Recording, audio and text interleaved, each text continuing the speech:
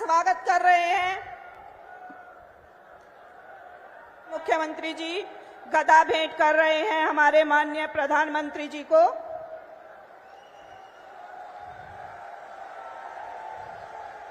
यह विजय का और शक्ति का प्रतीक है। भारत माता के। आज हम सबका ये परम सौभाग्य है, दुनिया के सबसे लोकप्रिय नेता,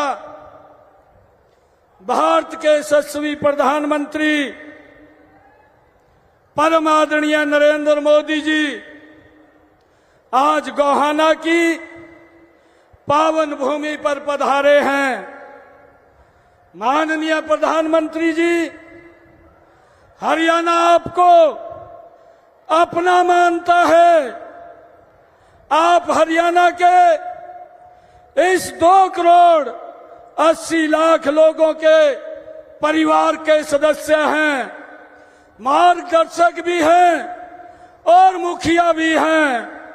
प्रधानमंत्री जी, मेरा सौभाग्य है कि आप मुझे एक बार फिर गोहाना की इस धरती से आपका स्वागत करने का अवसर मिल रहा है। भारत माता की। सारे बुजुर्गों ने, भाई बहना ने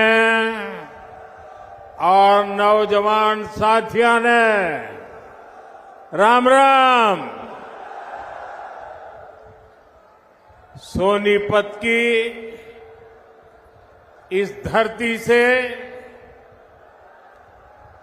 मैं देश के महान सपूत सर छोटू राम जी को प्रणाम करता हूं। अंग्रेज पस्त पड़ती जा रही है।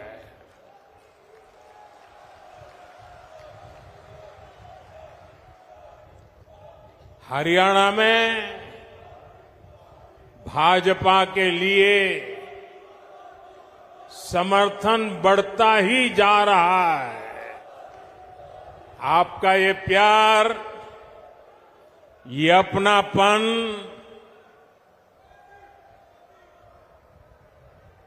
हरियाणा का ये प्यार तो मेरी जिंदगी की बहुत बड़ी अमानत है।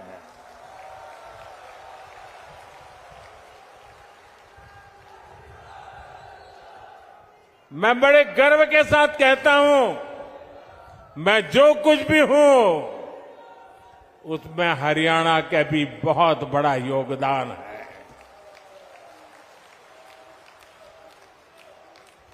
आज पूरा हरियाणा कह रहा है, फिर एक बार भाजपा सरकार, फिर एक बार।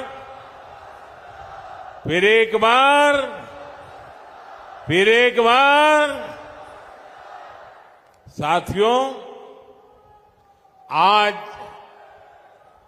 जम्मू कश्मीर में दूसरे चरण का मतदान भी हो रहा है। ये मतदान शांतिपूर्ण तरीके से चल रहा है।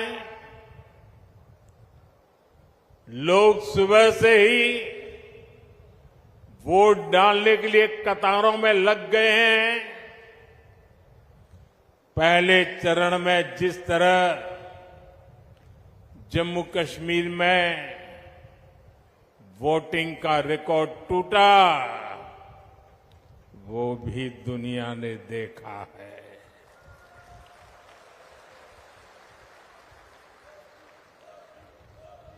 मैं जम्मू कश्मीर के लोगों की सराहना करूंगा, उन्हें बधाई दूंगा कि वो लोकतंत्र के इस पर्व में उतने उत्साह से हिस्सा ले रहे हैं। साथियों, भाजपा सरकार में हरियाणा आज खेती और उद्योग दोनों मामलों में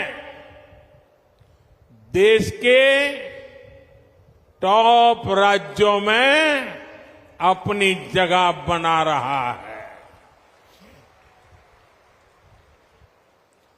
जब औद्योगिकरण बढ़ता है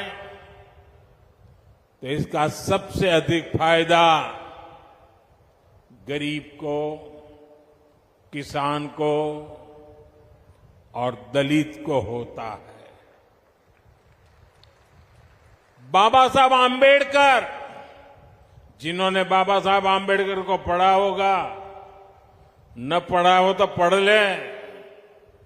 बाबा साहब आम्बेडकर मानते थे कि दलितों के सशक्तिकरण में उद्योगों की बड़ी भूमिका होती है। वो देखते थे कि गरीब के पास, दलितों के पास, वंचितों के पास पर्याप्त जमीन नहीं होती। वो जानते थे बहुत से गरीब साथी भूमिहीन होते थे, खेत मजदूरी में अपनी जिंदगी काटते थे। इसलिए बाबा साहब कहते थे कि जब फैक्ट्रियां लगती है तो दलितों, वंचितों को अवसर मिलता है। इसलिए बाबा साहब दलितों से टेक्निकल स्किल सीखने के लिए कहते थे। भाजपा की नीति निर्णयों में, भाजपा के विचारों में आपको बाबा साहब की यही सोच दिखाई देगी। दलित और वंचित समाज को उद्योगों में अवसर देकर ही सच्चा सशक्तिकरण संभव है। साथियों, आज हमारे भारत में एक और चुनौती है जिस पर सिर्फ और सिर्फ भाजपा ही बात करती है। हमारे देश में खेत का साइज भी लगातार कम हो रहा है। जैसे जैसे परिवार बढ़ता है, जमीन के टुकड़े होते हैं, जमीन बढ़ जाती है। धीरे धीरे एक छोटा टुकड़ा बच्चों के नसीब आता है। आबादी बढ़ रही है, लेकिन खेत छोटा हो रहा है। ऐसे में खेती से जुड़े सभी अर्थशास्त्री भी मानते हैं कि गांव में खेती के साथ साथ कमाई के दूसरे जरिए भी होने चाहिए। अकेली खेती पे गुजारा पूरे परिवार के लिए, और इसलिए हर मां बाप चाहता है कि एक बेटा खेती करेगा, दूसरा शहर में जाके काम करेगा। और इसलिए जब उद्योगों का विस्तार होता है तो उससे किसानों का जीवन भी बेहतर होता है। इससे किसान परिवार के बच्चों को भी अच्छी नौकरियां मिलती हैं, अच्छे अवसर मिलते हैं। और इसलिए साथियों, भाजपा खेती को भी बढ़ावा देती है, व्यापार कारोबार को भी बढ़ावा देती है। भाइयों और बहनों, कल रात को ही मैं अमेरिका से लौटा हूं। अमेरिका में मेरी मुलाकात दुनिया के बड़े बड़े नेताओं से, बड़ी बड़ी कंपनियां चलाने वालों से हुई। जिन कंपनियों के सीईओ से मैं मिला, एक एक कंपनी लाखों करोड़ रुपए के कारोबार कम करती है। मैंने उन्हें भारत के नौजवानों के टैलेंट के बारे में बताया। साथियों, पिछले 10 साल में पूरी दुनिया में भारत पर भरोसा बढ़ा है। और मैं हरियाणा के लोगों को एक बात तो जरूर बताऊंगा। कल जब मैं न्यूयॉर्क गया परसों, तो वहां स्वागत के लिए बहुत बड़ी मात्रा में भारतीय समुदाय था। लेकिन सबसे बड़ी बात वो थी कि वहां पर पूरा हरियाणा खड़ा कर दिया गया था। अमेरिका में पली बड़ी हमारी हरियाणा की बेटी और उसके साथ और 5-7 बहनें, हरियाणा के हमारे साथी, उन्होंने हरियाणा का जो अभी नृत्य आप यहां देख रहे थे ना, वैसा नृत्य न्यूयॉर्क में करके स्वागत कर रहे थे। यानी हरियाणा खड़ा कर दिया था उन्होंने। साथियों,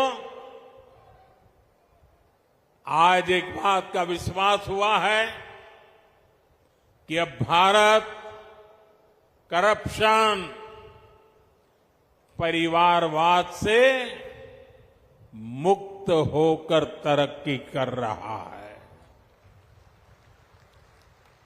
दुनिया को लगता है कि आने वाले समय में कोई देश सबसे तेज आगे बढ़ेगा तो वो देश है भारत।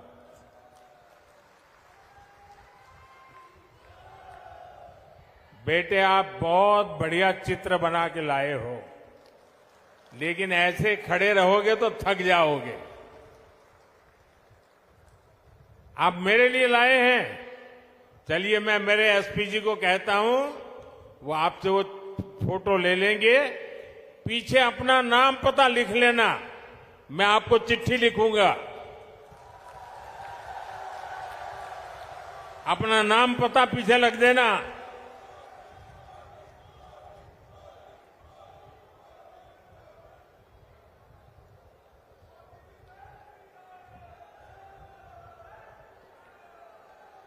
इतना बढ़िया चित्र बनाया है इस बेटे ने।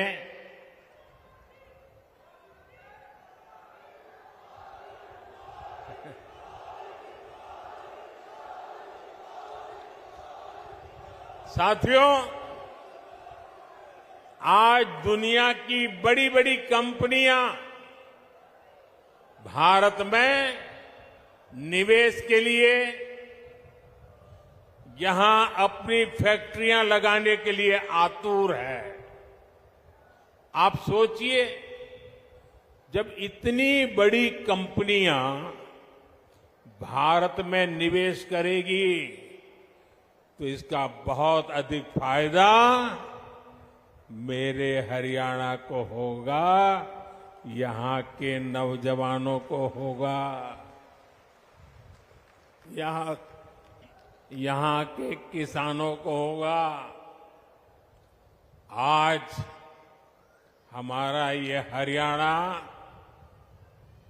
गुरुग्राम, फरीदाबाद से लेकर सोनीपत, पानीपत तक दुनिया की बड़ी बड़ी कंपनियों का सेंटर बन रहा है। थैंक यू बेटा, मिल गया मुझे, मिल जाएगा, इनको दे दीजिए। हाँ, शाबाश। अब आराम से बैठो बेटा, देखिए गिरना मत। देश से निर्यात होने वाले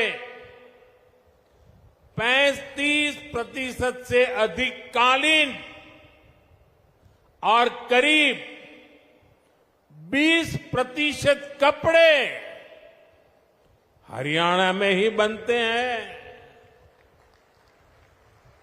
यहां खरखौदा में देखिए, भाजपा औद्योगिक शहर बना रही है। कोशिश यही है कि यहां के हमारे नौजवानों को ज्यादा से ज्यादा नौकरियां मिले, रोजगार मिले। हरियाणा भाजपा ने घोषणा की है कि ऐसे अनेक औद्योगिक शहर राज्य के अलग अलग हिस्सों में बनाए जाएंगे। अभी मारुति का कारखाना लगना भी यहां तय हो गया है। आने वाले समय में ऐसे कई बड़े बड़े कारखाने यहां लगने वाले हैं। साथियों, मेक इन इंडिया के 10 सालों ने भी इसमें बड़ी भूमिका निभाई है। हम मोबाइल फोन से लेकर लड़ाकू विमान और विमान वाहक पोत तक अब भारत में बना रहे हैं। बीते 3 साल में ही मैन्युफैक्चरिंग से जुड़े सेक्टर में लाखों नए रोजगार बने हैं। आज भारत में बनी चीजें हम उन देशों को भी बेच रहे हैं जहां से पहले हम मंगाया करते थे। अब आप देखिए, भारत में बनी सुजुकी गाड़ियां, मूलतः वो कंपनी जापान की है। सुजुकी कंपनी गाड़ी अब यहां बनाती है और जापान वाले भारत से वो गाड़ी मंगवा करते खरीदते हैं। और ये कमाल कहां होता है मालूम है? ये कमाल कहां होता है मालूम है? ये कमाल मेरी हरियाणा की धरती से होता है। हरियाणा की धरती से बने उत्पाद आज दुनिया के बाजारों में पहुंच रहे हैं। यही है नए भारत की ताकत। साथियों, अब जब दुनिया भर से लोग भारत में फैक्ट्री लगाना चाहते हैं, नई कंपनियां खोलने आना चाहते हैं, तो आप खुद सोचिए हरियाणा में यहां कैसी सरकार होनी चाहिए। हरियाणा में उद्योगों को बढ़ावा देने वाली भाजपा सरकार जरूरी है। हरियाणा में नौकरियों को बढ़ावा देने वाली भाजपा सरकार जरूरी है, क्योंकि आप भी जानते हैं जहां भी केंद्र सरकार आई और कांग्रेस को मौका मिला, जहां जहां कांग्रेस ने पैर रखा, एक काम पक्का, करप्शन, करप्शन, करप्शन, भ्रष्टाचार, भ्रष्टाचार, भ्रष्टाचार, भाई भतीजावाद, भाई भतीजावाद, भाई भतीजावाद। भारत के सरकारी सिस्टम में भ्रष्टाचार को पैदा करने वाली, पालना पोसने वाली, हमारे देश में भ्रष्टाचार की कोई जन्मदात्री है तो कांग्रेस पार्टी है। कांग्रेस का शाही परिवार देश का सबसे भ्रष्ट परिवार है। और जब हाई कमान भ्रष्टाचारी है तो नीचे फिर लूट का खुला लाइसेंस मिल ही जाता है। याद कीजिए, 10 साल पहले जब यहां कांग्रेस की सरकार थी तब क्या होता था। आज जो नए वोटर है ना, 18 साल 20 साल के, उन्हें तो पता तक नहीं होगा कि 10 साल पहले हरियाणा को कैसे लूटा गया था। तब हरियाणा में किसानों की जमीन को जम करके लूटा गया। कांग्रेस ने हरियाणा को दलालों और दामादों के हवाले कर दिया था।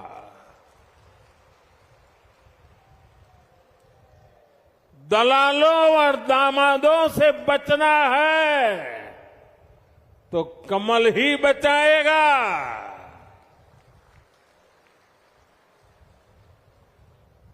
किस किस कांग्रेस नेता पर आरोप लगे हैं ये आप अच्छे से जानते हैं।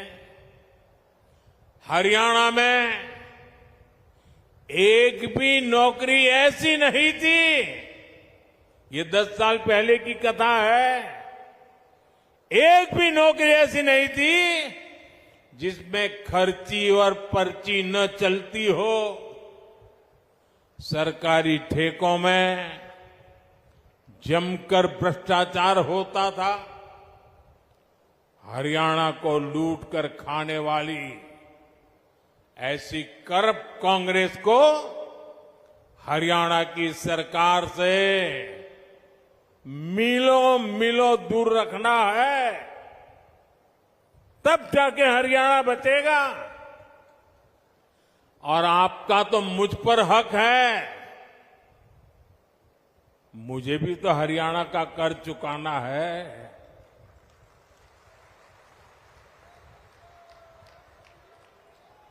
और मुझे खुशी है कि हरियाणा के लोग इतने समझदार हैं कि वो राज्य और केंद्र की ताकत क्या होती है ये जितना हरियाणा के लोग समझते हैं ना, हिंदुस्तान में और कोई उतना नहीं समझता है जितना हरियाणा वाले समझते हैं। और इसलिए हरियाणा हमेशा राज्य में वही सरकार बनाता है जिसकी दिल्ली में सरकार होती है।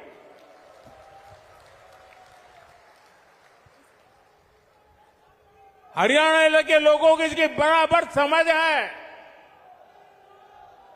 साथियों, जैसी स्थिति यहां कांग्रेस ने उस समय बनाई थी, आज कर्नाटका में उनकी सरकार है। जरा देखिए, अभी तो 2 साल हुए हैं, क्या हाल करके रखा है। वहां कांग्रेस के मुख्यमंत्री, उन पर जमीन घोटाले के आरोप लगे हैं। जब इसकी जांच शुरू हुई तो कर्नाटका के मुख्यमंत्री हाईकोर्ट चले गए। हाईकोर्ट ने भी उनको एक और डंडा मारा। उन्होंने कहा कोई मदद नहीं होगी।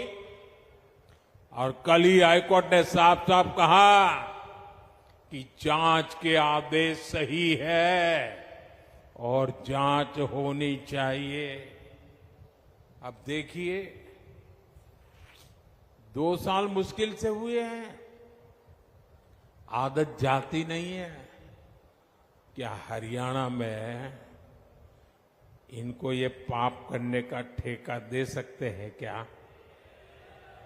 हरियाणा में उनको घुसने दे सकते हैं क्या?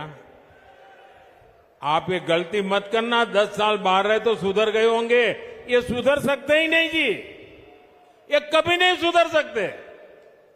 और भाइयों बहनों, कर्नाटका में सिर्फ जमीन घोटाले का ही मामला नहीं है, वहां मेरे दलित भाई बहन ये समझिए, कांग्रेस पार्टी के अध्यक्ष भी कर्नाटका से आते हैं, दलित समाज से हैं।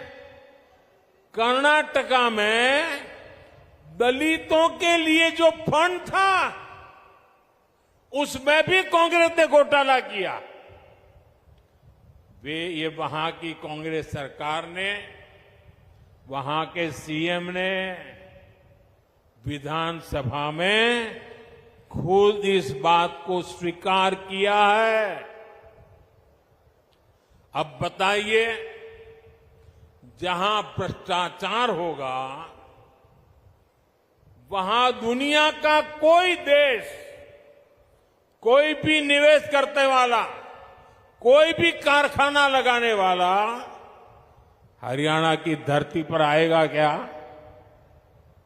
तो हरियाणा का नुकसान होगा कि नहीं होगा? हरियाणा में निवेश नहीं आएगा तो नौजवानों को नौकरी कैसे मिलेगी? साथियों, कांग्रेस से बड़ी बेईमान और धोखेबाज पार्टी देश में और कोई नहीं है। ये हरियाणा के किसानों के लिए बड़ी बड़ी घोषणाएं करते हैं, लेकिन जहां सत्ता में है, जरा आपके यहां आए तो उनको पूछो, भाई तुम यहां आकर के सारे सपने दिखा रहे हो, कर्नाटका में तुम्हारी सरकार है, वहां तो किसानों को लागू करो नहीं बोल रहे हो। तेलंगाना में तुम्हारी सरकार है, वहां तो लागू करो। ये झूठ बोल रहे हैं, ये आपकी आंख में धूल झोंक रहे हैं। साथियों, हरियाणा की भाजपा सरकार ने किसानों से 24 फसलें एमएसपी पर खरीदने का फैसला लिया, लेकिन जब यहां कांग्रेस की सरकार थी तो एमएसपी पर फसलें खरीदने से सबसे ज्यादा नफरत करती थी। यही कांग्रेस की सच्चाई है जो हरियाणा के किसान को पूरी तरह कांग्रेस को पहचान लेना जरूरी है। साथियों, भाजपा सरकार निरंतर किसान हक में बड़े फैसले ले रही है। अपनी तीसरी पारी के पहले 100 दिनों में ही हमारी सरकार ने किसानों के लिए अनेक बड़े फैसले लिए हैं। कुछ दिन पहले ही केंद्र सरकार ने बासमती के निर्यात को लेकर बड़ा फैसला लिया। अभी तक बासमती के एक्सपोर्ट के लिए न्यूनतम मूल्य तय था, उस सीमा से नीचे निर्यात संभव नहीं था। इससे भारत के बजाय दूसरे देशों से लोग इंपोर्ट करते थे। अब हमने किसानों की भलाई के लिए ये सीमा भी हटा दी है और इससे ज्यादा बासमती एक्सपोर्ट हो पाएगा। इसका सीधा फायदा धान किसानों को होगा, उन्हें और ज्यादा पैसा मिलेगा। साथियों, हमने भारत के तिलहन किसानों के लिए भी बड़ा फैसला लिया है। विदेश से आयात होने वाले तेल पर हमने टैक्स बढ़ा दिया है। कोशिश यही है कि भारत के किसानों के तिलहन की ज्यादा से ज्यादा खरीद हो और तिलहन की खेती करने वाले किसानों को ज्यादा से ज्यादा उसका लाभ हो। तिलहन किसानों को भी इसका लाभ होगा। अब जैसे सूरजमुखी के आयात पर पहले टैक्स नहीं था, अब 20% टैक्स लगाया गया है। इससे हरियाणा के सूरजमुखी की पैदावार से जुड़े हमारे जो किसान भाई बहन हैं, उनको बेहतर दाम मिलेंगे। भाजपा ये सब इसलिए कर रही है ताकि हमारे किसान ज्यादा से ज्यादा तिलहन उगाएं और पैसे कमाएं। और भाजपा कांग्रेस की तरह कोरी घोषणाएं नहीं कर रही है, बल्कि जमीन पर बारीक से बारीक काम कर रही है। तभी हरियाणा के किसानों को भाजपा पर भरोसा होता है। साथियों, हरियाणा के किसान हो या युवा, उनका भविष्य भाजपा सरकार में ही सुरक्षित है। बीते 10 साल में हरियाणा में भाजपा की सरकार है। हमारी सरकार पर, हमारे मुख्यमंत्री पर भ्रष्टाचार के कोई आरोप नहीं लगे। यहां भाजपा सरकार ने सरकारी नौकरियों में खर्ची और पर्ची को बंद किया। 8 अक्टूबर के बाद भाजपा की नई सरकार एक बार फिर नौजवानों के लिए हजारों नए अवसर बनाएगी। यहां युवाओं को बहुत बड़ी संख्या में नए रोजगार मिलेंगे। साथियों, सोनीपत, पानीपत की ये पूरी बेल्ट अवसरों से भरी है। यहां पर हो रहे विकास कार्य इस पूरे क्षेत्र को आधुनिक पहचान दे रहे हैं। भाजपा सरकार ने सोनीपत तक मेट्रो के विस्तार को स्वीकृति दी है।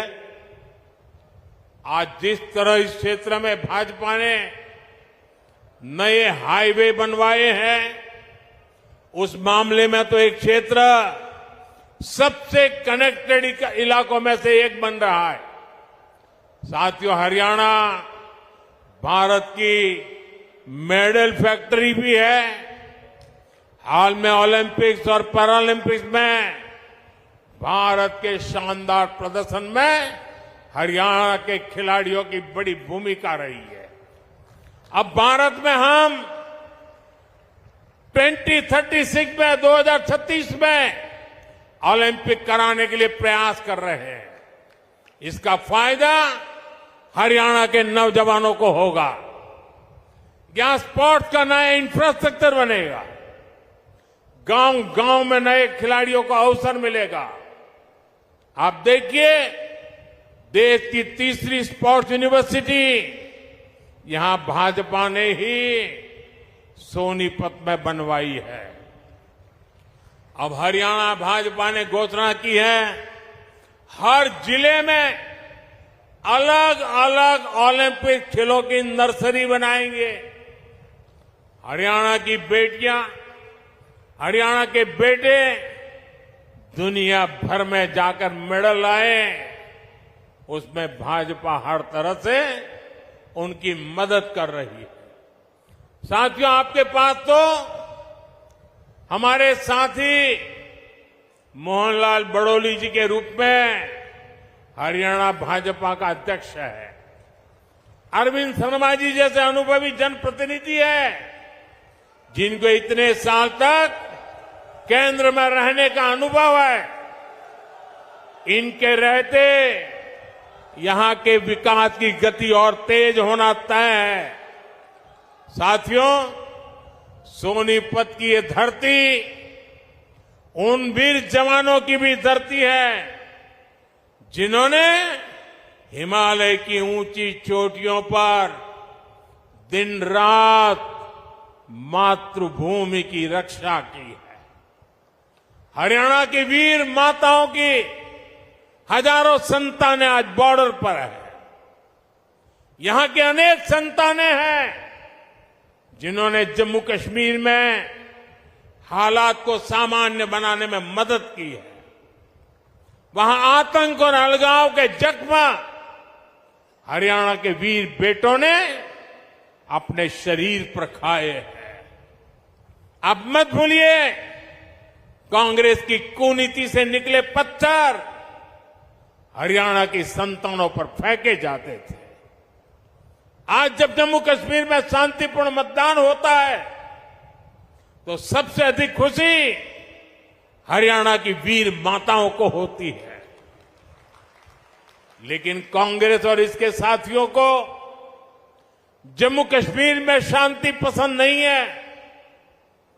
कांग्रेस जम्मू कश्मीर में फिर से धारा 370, आर्टिकल 370 वापस लाना चाहती है। कांग्रेस जम्मू कश्मीर में आतंक और अलगाव को फिर से हवा देना चाहती है। तुष्टीकरण के लिए कांग्रेस देश के दुश्मनों के एजेंडा को भारत में लागू करना चाहती है। ऐसी कांग्रेस को आप हरियाणा के लोग सबक सिखाएंगे, ये मुझे पूरा भरोसा है। आर्टिकल 370 को वापस लाना उन वीरों की कुर्बानी का पाठ होगा जिन्होंने जम्मू कश्मीर में आतंक के खिलाफ लड़ाई लड़ी है। साथियों, कांग्रेस ने दलितों, पिछड़ों और शोषितों के साथ भी धोखा किया है। आजकल कांग्रेस के भीतर यहां जो सिर फुटोवल हो रही है, ये पुराने पाकों का ही परिणाम है। याद कीजिए, 2014 से पहले जब यहां कांग्रेस का राज था, जब हुड्डा जी यहां सीएम हुआ करते थे, तब ऐसा कोई साल नहीं था जब दलितों के साथ अन्याय नहीं होता था। अनेक दलितों को जान से हाथ धोना पड़ा। दलित परिवारों की बहु बेटियों पर अत्याचार होते थे।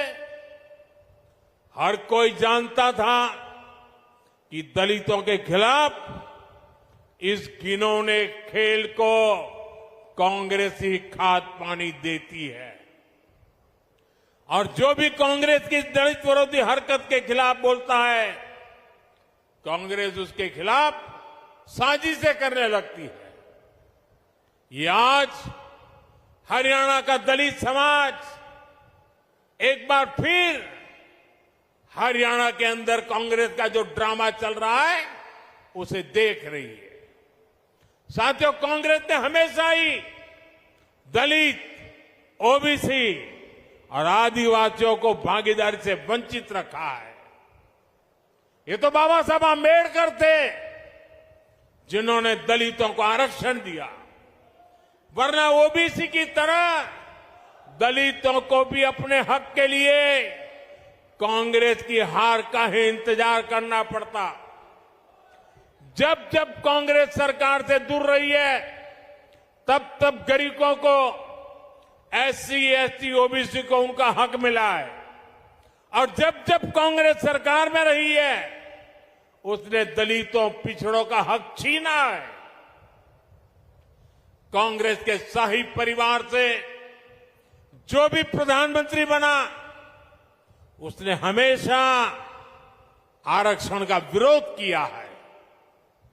आरक्षण का विरोध, आरक्षण से नफरत, ये कांग्रेस के डीएनए में है। इसलिए आज भी हम देखते हैं कांग्रेस के शाही खानदान की चौथी पीढ़ी भी आरक्षण को हटाने की बात कर रही है। आपको कांग्रेस की आरक्षण विरोधी चालों से सावधान रहना है। साथियों, बीजेपी ने दलित, ओबीसी और आदिवासियों को सही मायने में भागीदारी दी है। वंचित और पिछड़े समाज के हर व्यक्ति को भाजपा ने हमेशा आगे बढ़ाया। यहां हरियाणा में देखिए, हमारे नायब सिंह सैनी जी को भाजपा ने सीएम बनाया। इतने कम समय में ही इन्होंने पूरे हरियाणा के लोगों के दिल में जगह बनाई है।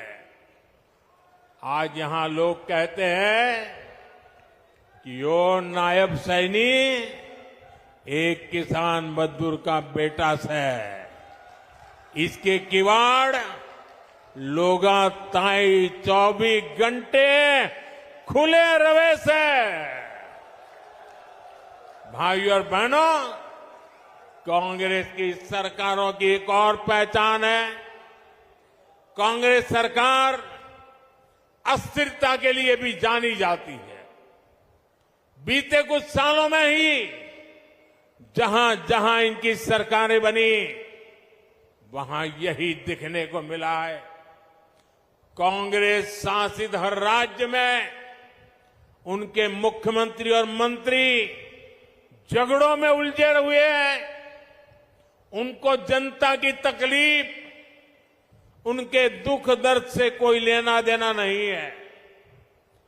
कर्नाटक में उनके सीएम और डिप्टी सीएम आपसी लड़ाई में बिजी हैं। तेलंगाना, हिमाचल प्रदेश, वहां भी यही कहानी है। राजस्थान और छत्तीसगढ़ में भी जब उनकी सरकारें थी, पूरा 5 साल नंबर 1, नंबर 2 एक दूसरे की टांग खींचने में लगे रहे। इसलिए हरियाणा को भी बहुत सावधान रहना है। गलती से भी मेरे शब्द लिख कर रखना भाइयों, हरियाणा का मुझ पे हक है, इसलिए मैं अपनी बात आपके सामने बड़े विश्वास से कह रहा हूं। याद रखना, गलती से भी कांग्रेस आ गई तो अपने झगड़ों में ही हरियाणा को बर्बाद करके छोड़ेंगे। यहां पर कांग्रेस में जिस तरह झगड़े बढ़ रहे हैं, पूरा हरियाणा देख रहा है। कांग्रेस को वोट देना यानी हरियाणा की स्थिरता और विकास को दांव पर लगाना है, बर्बादी के दरवाजे खोलना है। यह स्थिरता हरियाणा में हर काम ठप कर देगी। यहां निवेश और नौकरी दोनों पर असर होगा। इसलिए आपको सिर्फ और सिर्फ कमल के निशान पर बटन दबाना है।